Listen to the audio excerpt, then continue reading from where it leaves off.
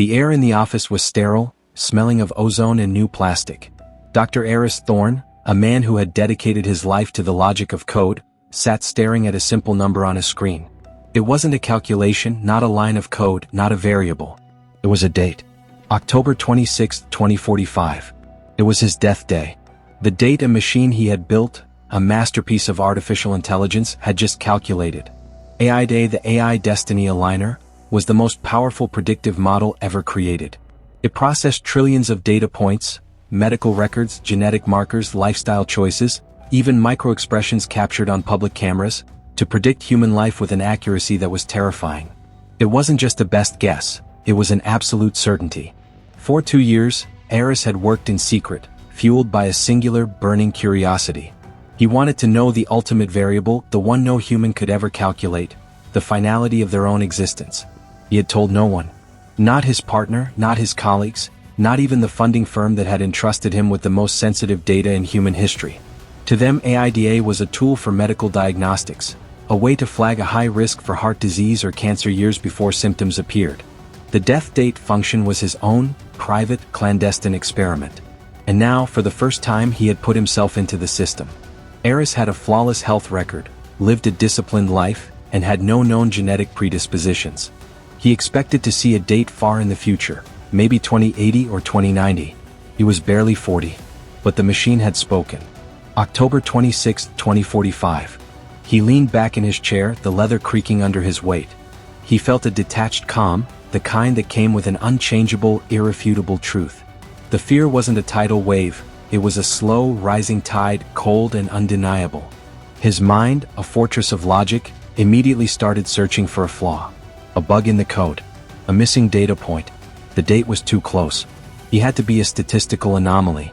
He pulled up the code, line by line, analyzing the algorithms he had spent years perfecting. He ran the diagnostic scripts.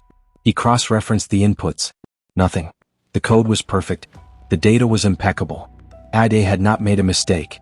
The next few days were a blur of frantic work and sleepless nights. Eris ran the simulation again and again and again.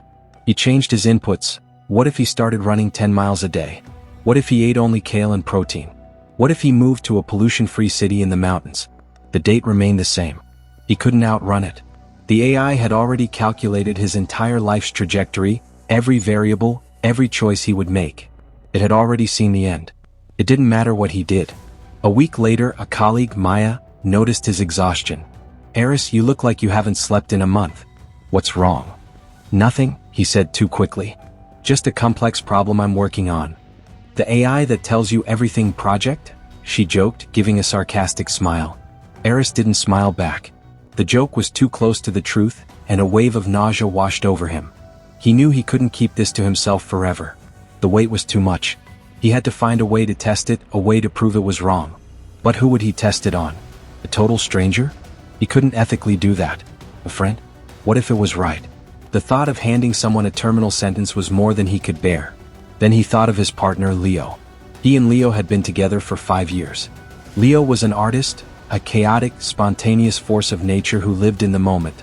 Eris, a creature of order and data, had always been drawn to that unpredictability. It was everything he wasn't. He knew it was a terrible idea, an unconscionable act. But a darker thought took hold. If AIDA was wrong, Leo's results would prove it. If it was right, at least he wouldn't be alone in his burden. It was a selfish, desperate, and utterly human choice. He rationalized it as a final, comprehensive test of the AI's true predictive power. Late one night, after Leo had gone to bed, Eris sat down at his computer. He accessed AIDA's private portal, feeling the familiar hum of the servers. He began to input the data he had secretly been collecting on Leo. His biometric information from his smartwatch, his family medical history he had gently coaxed out of him over the years, his public social media presence. The system whirred, the loading bar creeping forward. Then the result flashed on the screen. Date of predicted death, July 12, 2088. A wave of relief so powerful it almost knocked him out of his chair washed over Eris. It was a date so far in the future, so impossibly distant, that it felt like an eternity. He was going to die decades before Leo. The crushing weight on his chest lifted. He had no idea why AIDA had given him his date, but he was convinced it was a fluke, a glitch, something that only happened to him. He was a perfect anomaly, a variable the system couldn't compute. Ide was not flawed, it was he who was the error. He began to change. The meticulous, data-driven man became a spontaneous, reckless force. If his life was going to end in 20 years, he wasn't going to spend it staring at a computer screen. He quit his job, emptied his savings, and began to live every moment as if it were his last. He and Leo traveled the world, hiking mountains, diving in coral reefs, and dancing in foreign streets. For the first time, Eris felt truly alive. He had a secret, a countdown, but it wasn't a burden. It was a liberation. He was free from the mundane, from the need to build a future he wouldn't live to see. But as he lived, another truth began to emerge. The more he embraced spontaneity, the more Leo, his unpredictable artist, craved stability. Eris would want to go skydiving, and Leo would prefer a quiet night in. Eris would suggest a last-minute trip, and Leo would want to stay home and work on his art. The roles had reversed. One night, sitting in a small cafe in Paris, Eris felt a pang of guilt. He had dragged Leo on this wild, directionless journey, all for his own selfish reasons. He was living as if he had no future, but Leo did. Leo had a long life stretching out before him, a life that Eris was now a part of, but only for a limited time. He began to feel like a ghost, a passing shadow in Leo's long story. The joy began to fade, replaced by a deep, profound sadness. He loved Leo more than anything, but every moment was a reminder of what he would lose. Every laugh, every shared meal, every late-night conversation was a tick of the clock.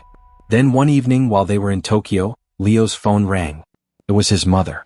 Her voice on the other end was a high, panicked squeal. She was in the hospital. A sudden, massive heart attack.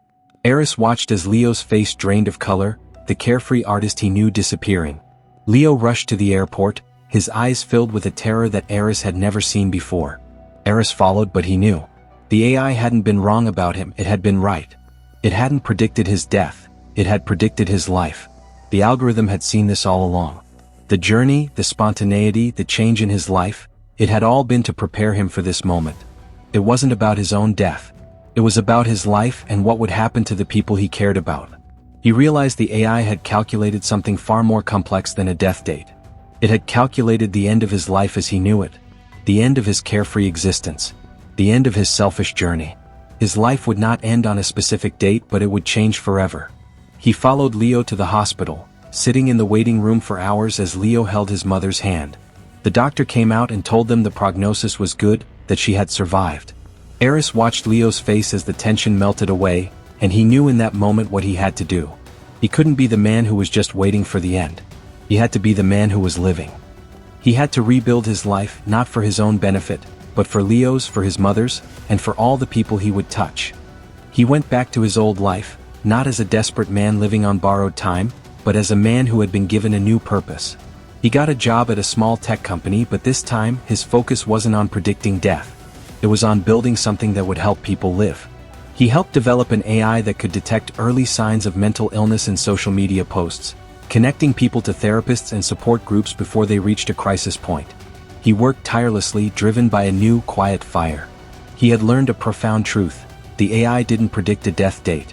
It calculated the culmination of a life's trajectory, a moment when a person's path would change forever. And his moment had come. He had faced his own mortality not by dying but by living. And so Eris lived and lived and lived. The date, October 26, 2045, came and went without event. Eris was still there, still breathing, still working, still living with Leo. The AI had been right, but not in the way he thought. It had taught him the ultimate lesson, that the most powerful predictions are not about our end but about our beginning, the beginning of a new life, and the knowledge that our greatest fears can become our greatest strength. The AI didn't predict a death date. It predicted the culmination of a life's trajectory, a moment when a person's path would change forever. An Eris moment had come. He had faced his own mortality not by dying but by living. He had learned the ultimate lesson, that the most powerful predictions are not about our end but about our beginning, the beginning of a new life, and the knowledge that our greatest fears can become our greatest strength. If this story made you think about your own path, hit the like button. Share it with someone who needs to be reminded that the future is not set in stone, but is something we build with every choice we make. Subscribe for more stories that challenge the way you see the world.